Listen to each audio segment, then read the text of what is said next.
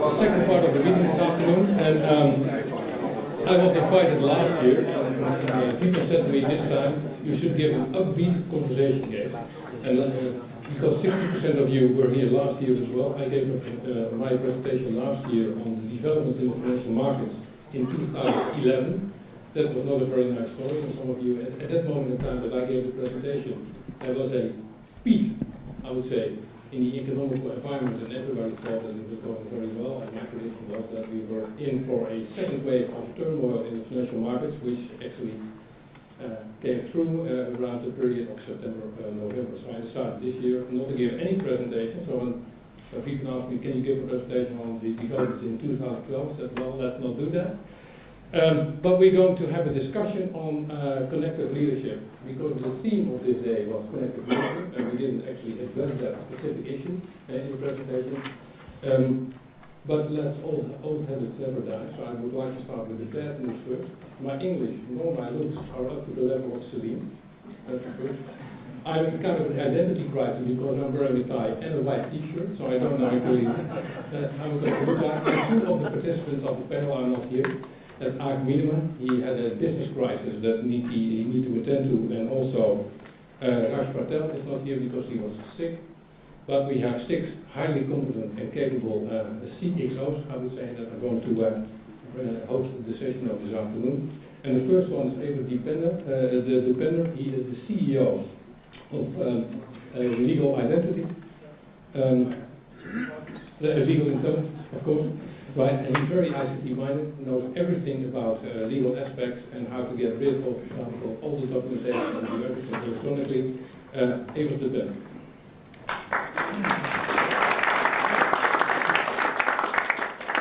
And then I would say we have an entrepreneur person who strongly believes in ultimate customer satisfaction and who is actually stimulating local management to innovate in developing their own markets.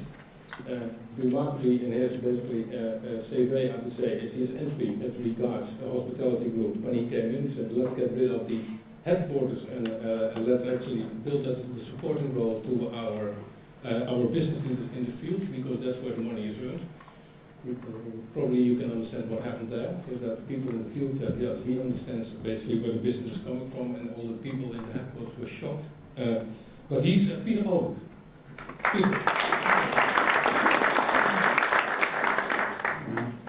Next on the list is Peter Bak, the former CIO of the best personal and private bank in the Netherlands, Van Lanschot, and now the CIO of Quion Bank. And Quion Bank is the leading, I would say, social bank in the Netherlands, and people are going to tell you something more about it. Peter Bak. Then we have Ryan Tawari. Ryan Tawari was the former MD of Moderator Capital, a pensions fund that managed 24 billion assets under management, is managing partner of Capital Investments, and is a senior executive in pension fund operations in the Netherlands.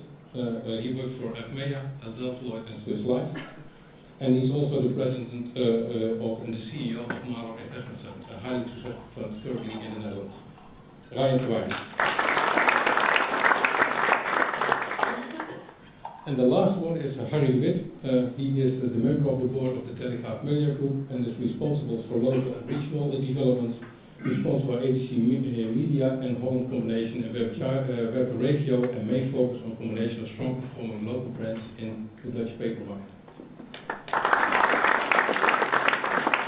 Last on the list is Fred. You all heard about Howard's Home, of course, right? I also said to Fred when he walked in, I didn't know Howard's Home. I thought it was something like Freddie Mae and Freddie Mac in the US, but it's a leading brand, I would say, in the Netherlands on news syndication, and you heard all about Howard's Home in the previous presentation of Eric. He was responsible actually from building Howard's Home point 1, I would call it, to what you saw here, 2.0, Fred van Dijk. Can you switch the presentation, please? So we had an interesting conversation during lunch with those CXOs to talk about connected leadership. And the first topic that I addressed to them basically is connected leadership. What does it mean to you? Is it a hype? Is it reality? Is it all right in your roles, where to go? Or are you actually actively pursuing this? Harry, can I give the word to you? Because I think the Telegraph Media Group is in a state of transition from the old press-oriented and public documentation to electronic environments like social media. What do you think of this statement? Yeah, our completely business is changing nowadays. It's not a transformation, it's maybe better to talk about revolution. We have to change really everything. The function of the newspaper is changing. The way the journalists are working is changing very much. Advertisement is changing very much. We have to do with the marketing, which is changing very much. We have to do with the development of new platforms, not only newspapers, but also digital platforms, which have to change our complete business. And for that reason, all the employees of our business have to change. And this is a big important turning point. So for that reason, I speak about a revolution in newspaper business. And in the past, it was clear how everybody should work. It was a hierarchical, it's easier in Dutch, way of working and organization. And now we should create networks, not only networks in the company, but also networks outside the company. And especially when you have a company with a history of about 450 years. Haarlems Dagblad is the eldest newspaper in the world, 450 years. Until 2000, it was going fantastic. We had money enough. We didn't have any problem. And now we should change this company with a historic 450 years, and we should change all these employees of us, and we should organize it more to networks. And that's a very big question. Right. Thank you very much. Peter, what does that mean to you? Well, if the industry Harry was talking about is changing very rapidly, then no doubt it's the same for the financial industry the last couple of years, and I don't think I need to explain this. By the way, out of interest, which of you changed banks the last 3 years? Right. Well, I didn't change the bank, my bank changed. that would be my next question.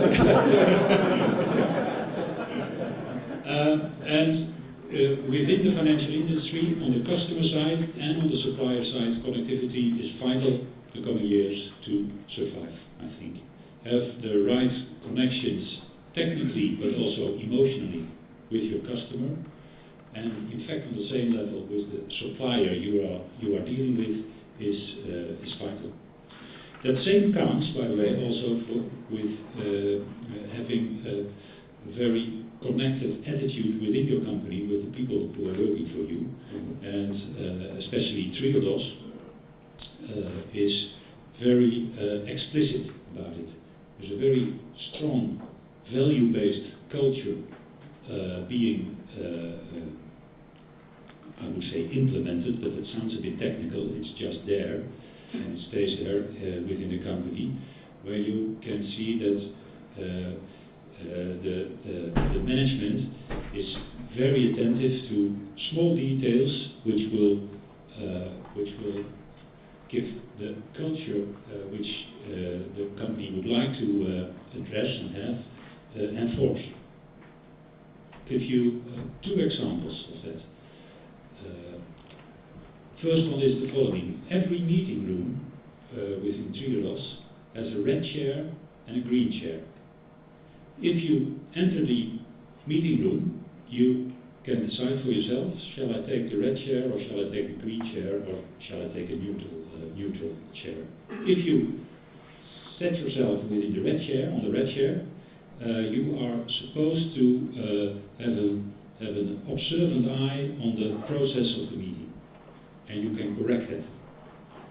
If you're sitting on the green chair, decisions which are being made during the meeting are being challenged on their sustainability content, and you have the obligation to take care of that. That's a very interesting detail within the company, I noticed. A second example is about connectivity.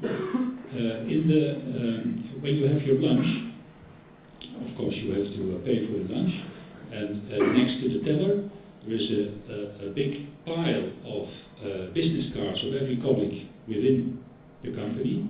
You can pick one out, look at if you know that colleague, and if not, you can invite him for lunch next day, in order just to get to know the people, your colleagues very well in the company.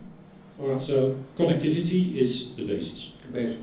Peter, what does it mean to you? I think regards is in the middle of, I would say, connectivity. So. Yes, regards the 16 locations throughout this beautiful country, hotels, meeting centers, event centers, and if you can imagine, there is a lot of things going on. What the distance rocket scientists we are doing, but when you are talking about working together, connectivity, you have to talk about three things, I think. Working with your customer, working with your own people, and of course working with your competitors. So I think when we want to innovate, we need other people, because we are now working here in this business for 20 years and the business is just going down everywhere. So when you want to make the change, not then only in the world, but also in your own company, you have to work together. Look what is now happening in the world around politics. There are movements coming up now.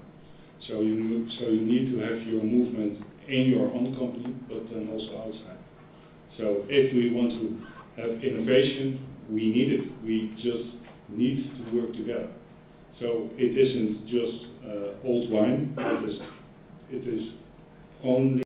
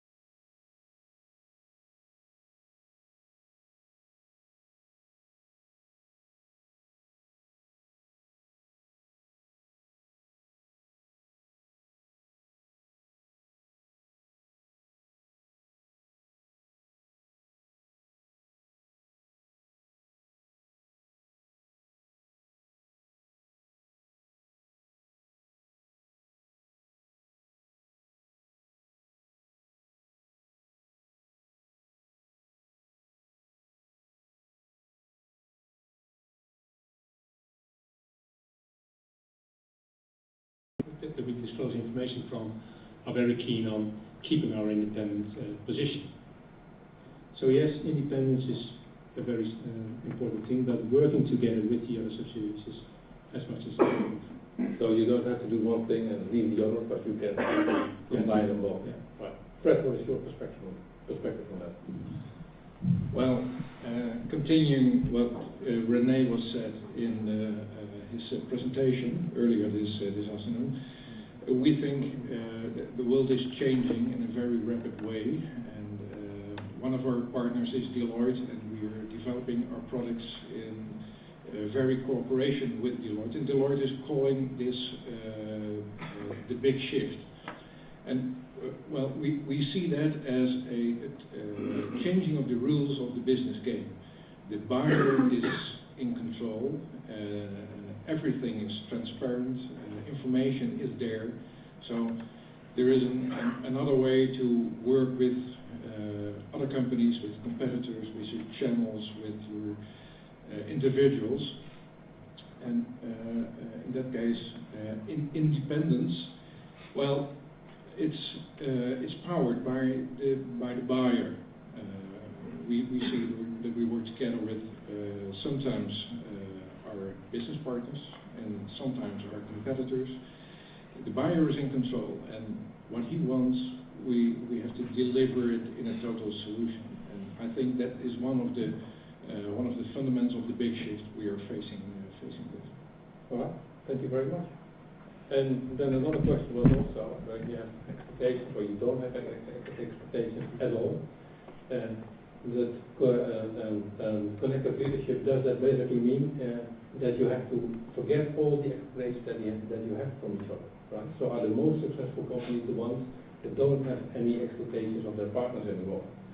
Ryan, can you give your perspective on that? Yeah. I think leadership comes to the fact that you're able to see other expectations too. Otherwise you're not able to lead, because if you lead yourself, you will not really progress as far. So what I think is that if you're, you could say, excelling your leadership by understanding your business partners' perspectives and understanding their ambitions, then it's easier for you to tap into that. And that's why I think that connectivity is key for survival, because going back to the story on the hierarchy, is basically large organizations incorporating themselves mechanisms that are a barrier to innovation and creativity. So connectivity is just a key to survival, especially when you know that the larger you become, maybe the less adaptive you become, and the more issues you will have in order to innovate and adapt. And that's my rule of thumb, that the moment I can see I can tap into a creative hub somewhere else, it doesn't matter where on earth, to me it's much more important than setting up a new department.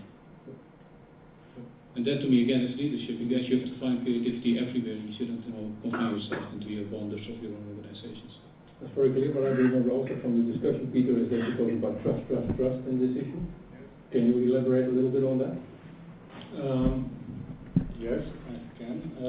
The main thing for me is when you want to work together, you have to share dreams in your first weeks, months.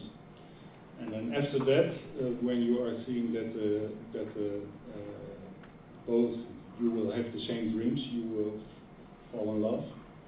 And then after that, you will have to make appointments with each other. But I don't like the word expectation. I like the word I like the word dreaming with each other. And then after that, you can make your targets with each other. So everything is coming together with trust. As it is with love, you will just have to trust each other, and then you can move forward. So in fact, what you're saying is the exploration phase is something that relies definitely on trust, but when it moves further, you have to make smart goals with each other. Smart targets, of course. And set your expectations right. Right. Act alone, this is what we also said, right? Highly sophisticated managers, all of you in the room, are we behaving like that? Or is it basically, should we leave that aside? become a level 5 manager of your products, so good to great, right? Support the organization, but also support your partners and support your competitors, by making yourself serviceable, I would say, to the outside world. Any perspective on that? Yeah. Well, in this particular time frame of the new media, I think it's a necessity to work together with all kinds of partners and focus on what you're doing as best. And it's nowadays not possible to do everything at yourself, at your own. It's just possible to accelerate if you're working together with the best partners in your environment, and help each other to winning the game and driving the goals. And well, I think we are a company with a lot of outsourcing activities, outsourced activities, and I think that's the way we have to work in the future, more than we do now for the most companies. Outsource and do what you do best, and link to the rest. Yes, yeah, very clear. So Peter, how is that in the banking environment? Because not necessarily the banking community is an environment that basically is driving what I would call connectivity and collaboration, right? At least not in the perceptions of a lot of people, on the people's minds here in the room. It's a bit depending on the bank, which bank you're talking about. Forget about a little bit about Quion, go ahead. I think there is this, is it the US expression, walk the talk?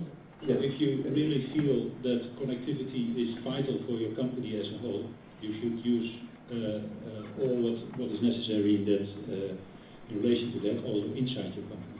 And if you're not applying connectivity within your company, it will not succeed outside of your company.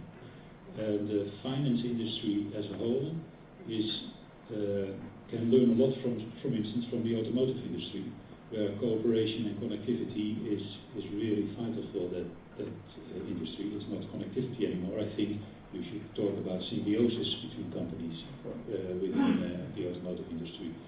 The financial industry is far from that. We all know the example payment systems. I think every major financial major bank has its own payment systems, and a bit of cooperation there could do a lot, I think, also for the customer. Right, thank you. That's probably not what Victor Miller is going to say to you after the disaster, but I think I totally agree with you. That's a very good example. Peter. What is also very important that when you are doing business or when you are working together, people are talking about return on an investment. And then people always think about money, making money. But there is much more. There is also, when you are working together, you are getting knowledge inside your company.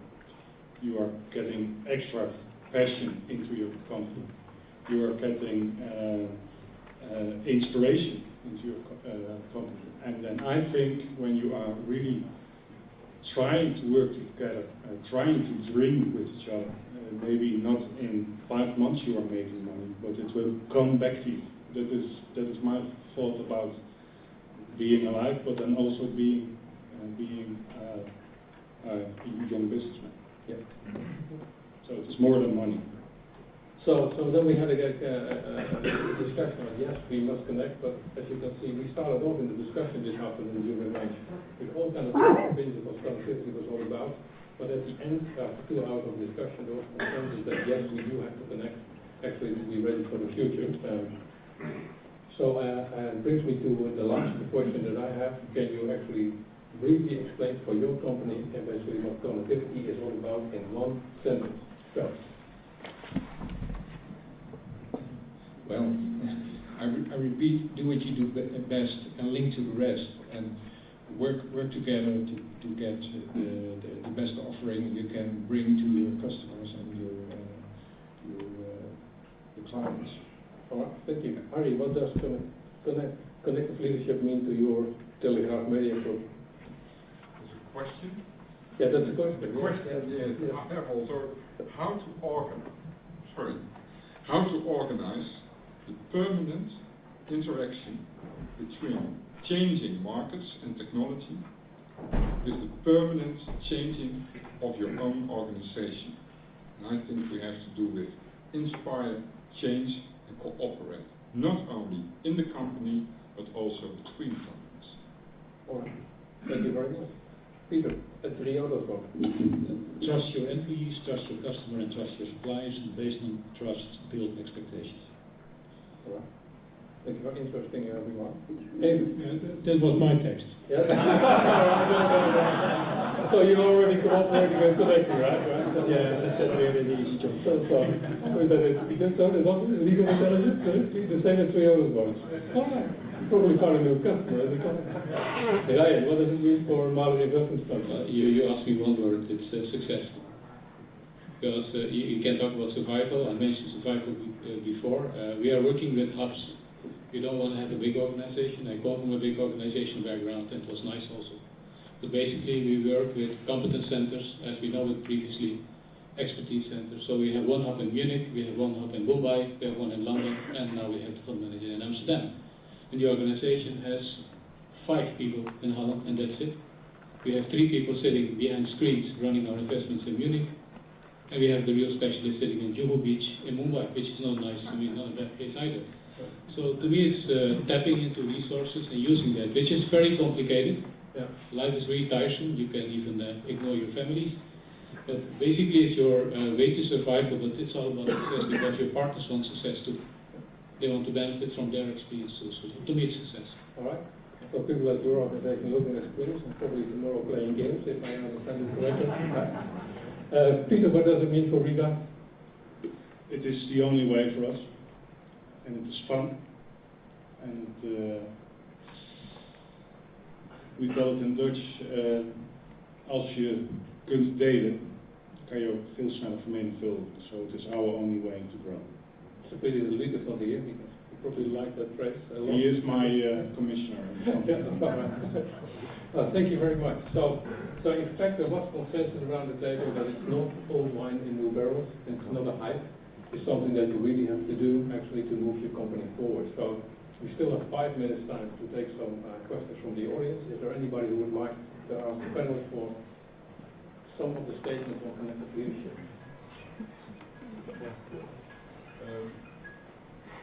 Do I need the microphone or is it okay? Like I will have the microphone. I'm sure everybody hears you correctly. Thank you. Yeah, I have a question to Mr. Peter Albert. As you mentioned, your business is actually quite a traditional business. It's not rocket science, as you mentioned.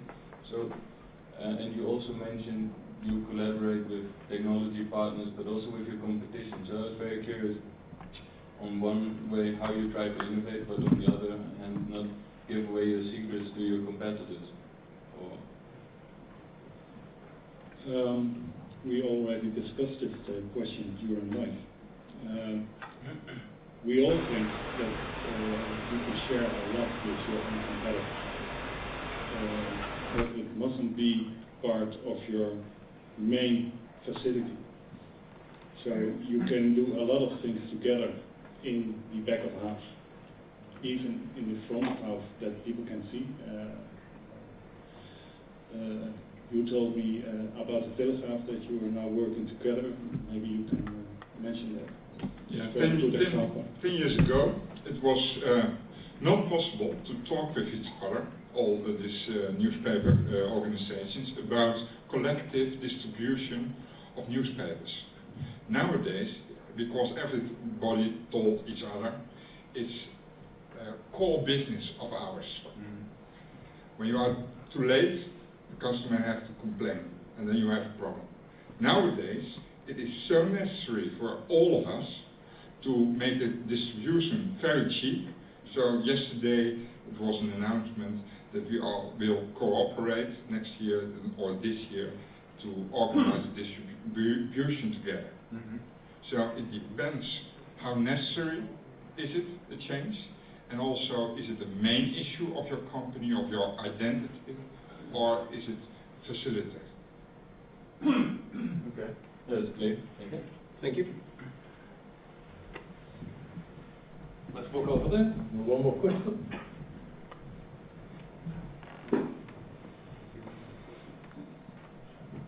Just to piggyback on your comment right there in terms of what it was 10 years ago to now, I wonder how that relates to your relationship with your strategic partners and your vendors, and then the expectations you have of them now, as opposed to what it was 5 or 10 years ago, keeping the stable contracts. Until 10 years ago, the telecom was a company which wanted to organize all things by itself and double. Yeah, because we had enough money. Nowadays, we have to change. It is necessary. So, we have to change not only this cooperation, but we have to change our behavior. And I think that's the most important and also the most difficult thing in this whole transformation, to change your own behavior. Clear? Thank you very much. There was one question here. Peter?